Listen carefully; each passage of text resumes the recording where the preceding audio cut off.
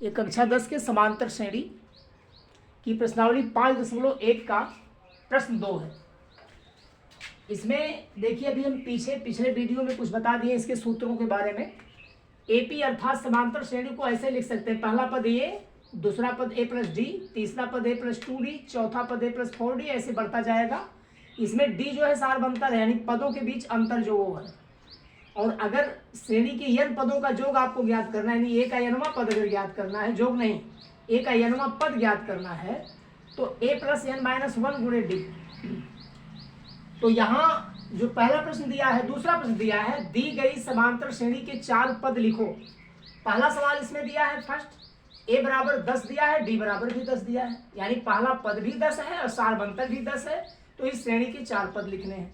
दूसरा प्रश्न दिया है ए बराबर -2 है, डी बराबर 0 है, तो इसके भी 4 पद बनाने हैं आपको।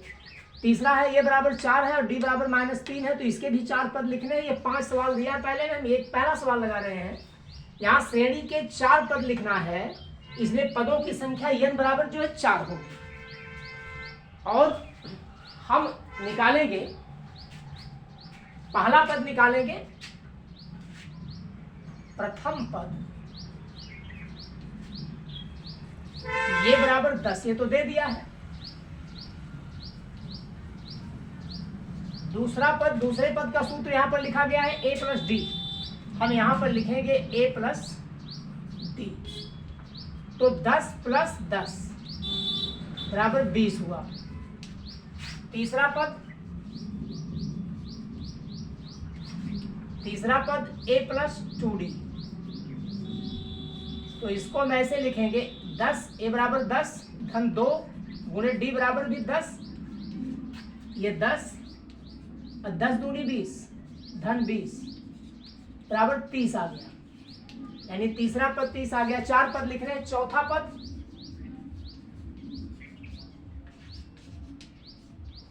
ए प्लस 3d,